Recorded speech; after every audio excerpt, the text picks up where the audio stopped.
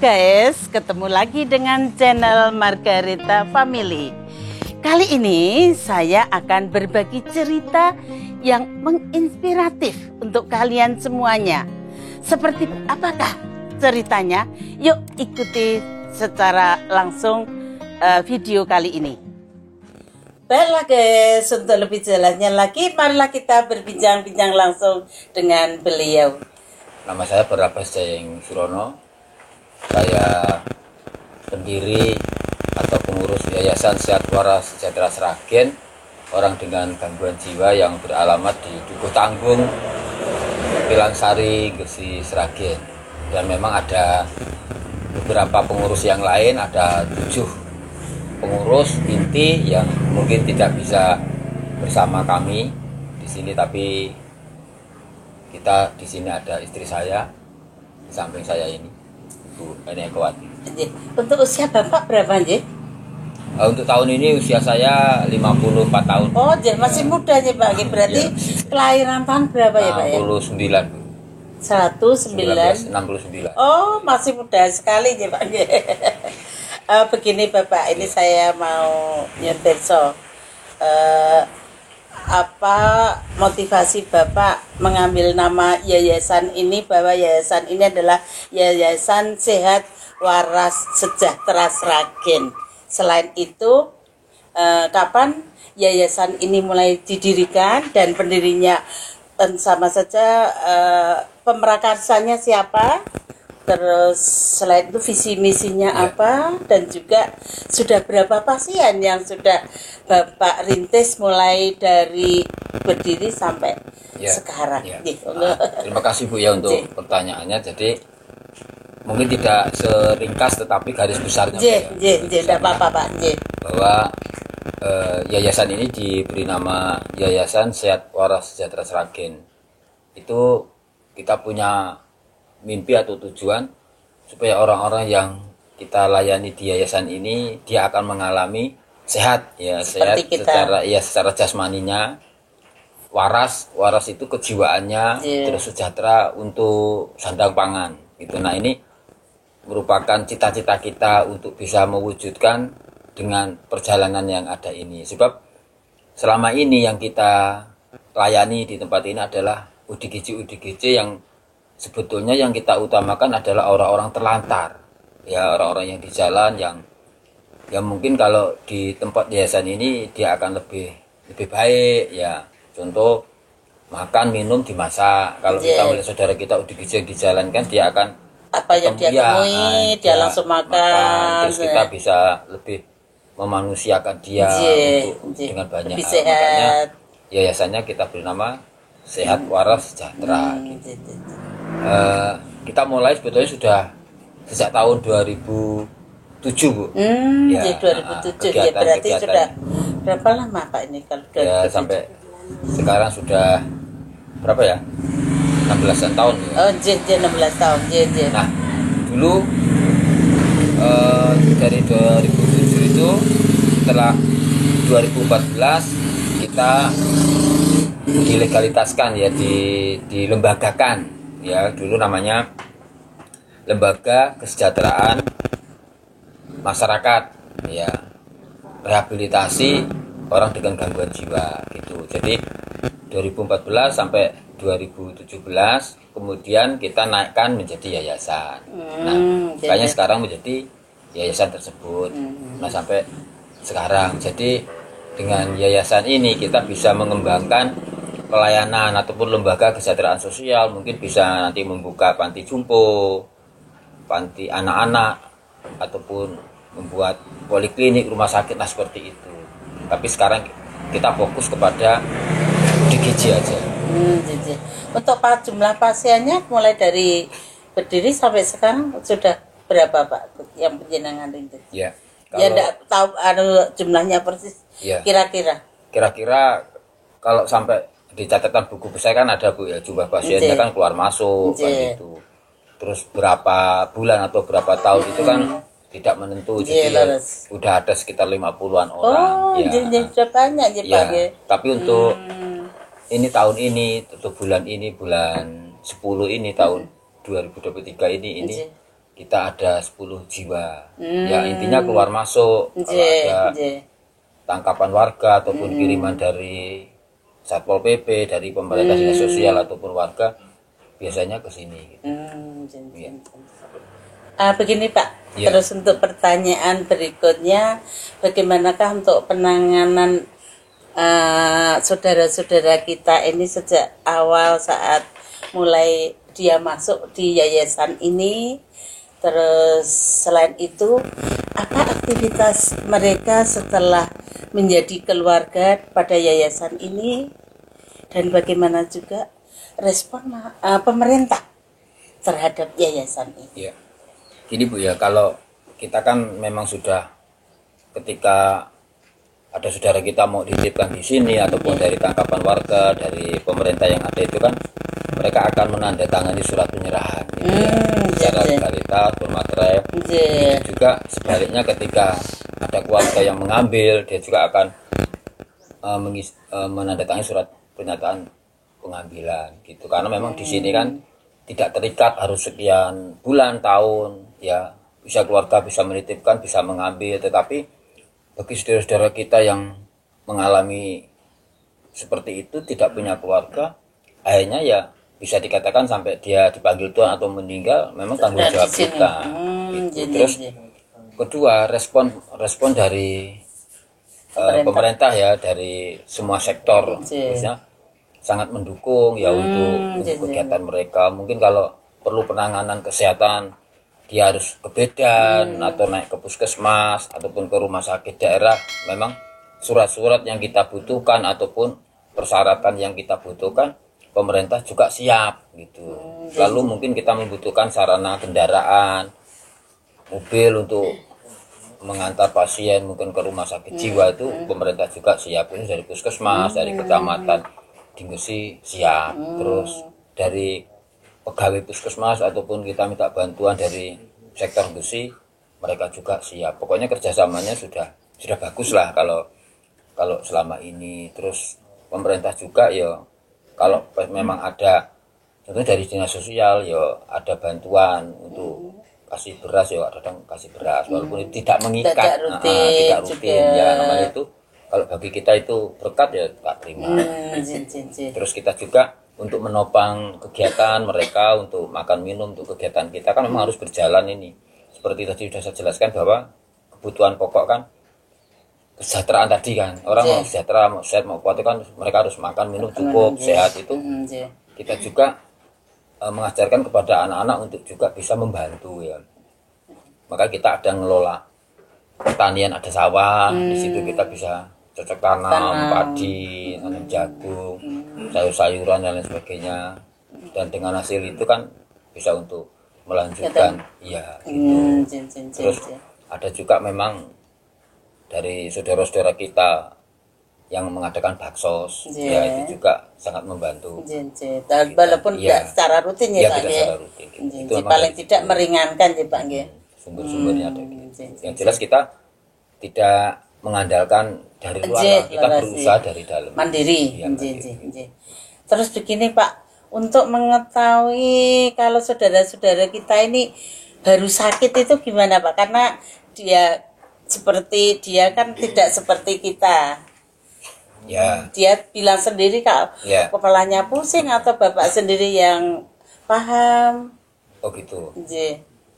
Nah selama ini pengalamannya seperti ini, kalau saudara kita mengalami ODGJ itu kan memang sudah bisa dipastikan dengan ciri-cirinya. Ya, terus kalau di sini sudah bisa mandiri, artinya apa? Dia bisa buang air besar di tempatnya, bisa membersihkan, mandi sendiri sudah dengan baik, bisa sikat gigi, sabunan. Terus dia boleh bisa merasakan dingin, kan bisa. Oh kalau BAB tidak di tempatnya, jorok itu kan sudah merasakan sembuh.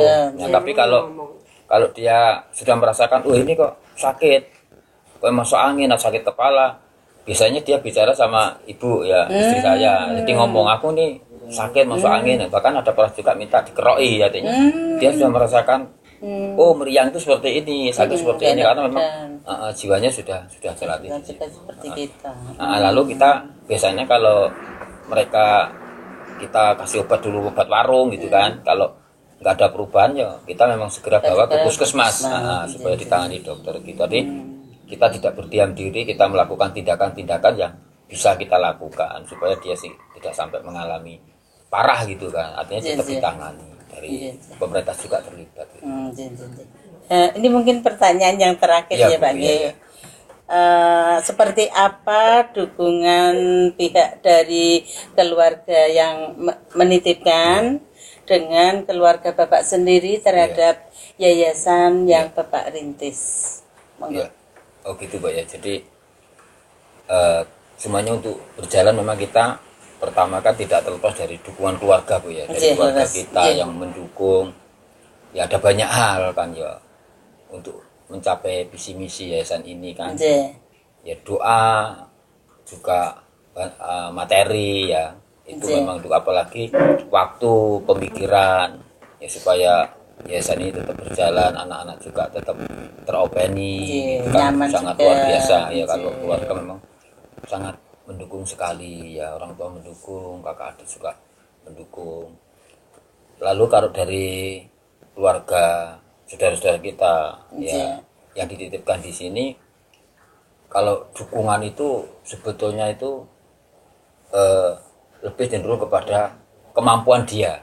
Ya misalkan ini ada saudara kita dititipkan di sini, memang dari keluarganya sudah nggak mampu ngurusi anaknya atau saudaranya yang mengalami sakit seperti itu, akhirnya dititipkan tempat kita. Nah, tapi kita juga minta supaya dia juga melakukan tanggung jawab yang sifatnya itu membantu untuk tidak langsung lepas ya Pak ya. Ya, artinya dia juga punya tanggung jawab kan memang.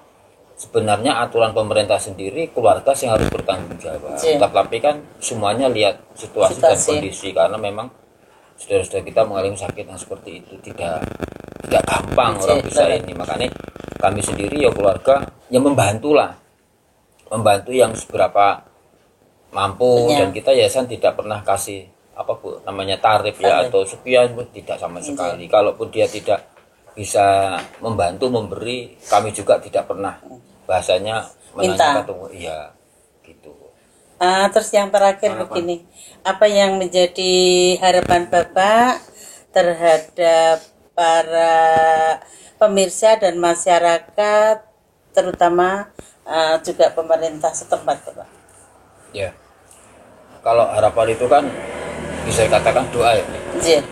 Doa saya kepada pemerintah, kepada masyarakat, mari kita belajar semakin terbuka dengan lingkungan yang ada. Apa yang kita bisa berikan itu sebetulnya semuanya diajarkan di agama apa saja, karena memang mengasihi ya.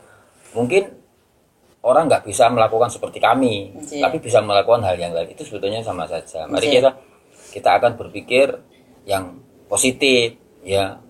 Apa yang kita lakukan, kerjakan itu sebetulnya sebuah taburan. Nah juga kan saudara-saudara kita yang di sini nih, yayasan kita tidak memandang dari latar belakang apa, dari suku, agama dan lain sebagainya. Kita melihatnya itu ya seperti firman Tuhan katakan, kasihilah sesamamu seperti mengasihi dirimu sendiri. Jadi tidak pernah kita belajar membawa pemikiran seperti itu. Gitu. Jadi untuk hak asasinya mereka pun kita tidak menyentuh. Tapi kalau kita mendoakan itu kan nggak masalah selama dia mau. Gitu. Jadi seperti itu. Terima kasih Bapak atas jawaban yang begitu memuaskan dan sangat memotivasi bagi saya. Bagaimana saya bisa berbuat seperti Bapak saya kok belum merasa terpanggil, gimana caranya. Saya mungkin malah mulai mau belajar dengan Pak Jayeng nantinya ya Pak. Demikian guys perbincangan saya dengan beliau Bapak Jayeng. Semoga apa yang beliau sampaikan menjadi informasi yang menginspirasi kita untuk mempunyai rasa peduli, mempunyai rasa hati peduli dengan saudara-saudari kita yang membutuhkan. Kita akan ketemu pada video berikutnya ya guys. Sampai jumpa. Mira cantik. Mira tambah cantik. Si Dewi, kenapa Wi? Wi, kenapa kaki kenapa? Wi, kaki kenapa? Udah kasih aja. Kita kasih jajan. Kamu mau ke sawah toh? Iya. Ya wes, kata kasih jajan dulu. Ya, kasih jajan dulu nanti baru ke sawah. Ih, jangan dong. Jamnya masih baru ya. Oh, terakhir kesini jamnya baru loh. Baru. Mereknya apa, Grace? Oh. Oh, ini jam berapa? Jam berapa? Oh, ini jam berapa? Hah? Jam 2.20 ini belum. 2 kurang 20. Oh, betul. Bukit indah berbunga, kau mengajak Ambil suaranya. ke sana. Tanganmu Sepeluk di pundak. Gak apa-apa, Pak. tak lupa kau beri bunga warna ungu. Lalu kau selipkan di rambutku. Bukit berbunga. Bukit yang indah, aku yakin itu Heru ya. Di sana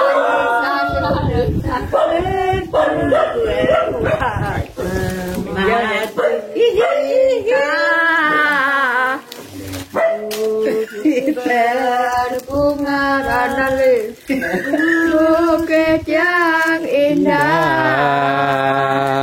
Di sana kita selalu datang berdua, di bukit yang indah. Lagi ya. Satu lagi, sekali lagi dapat. Di bukit indah berbunga. Kau ngajak aku ke sana. Kamu kepeluk di pundak. Tak lupa kau petik bunga warna ungu. Lalu kau Selipkan di rambutku. Bukit, ayo nyanyi. Bukit yang indah. Di sana kita selalu datang berdua. Bukit berbunga. Yeay. Kita kasih kisah nyanyi lo ya, sekat nyanyi enggak lo ya? Ini malah nyanyi nusuk belakangan. Nyanyi coba yuk. Ah ya, oh ya bang. nyanyi ke mana? Kugel pacul kemlelengan. Nyunggi wakul kemlelengan. Wakul ngelimpang sekanita tidak latar. Terima kasih dan sampai jumpa. Dadah.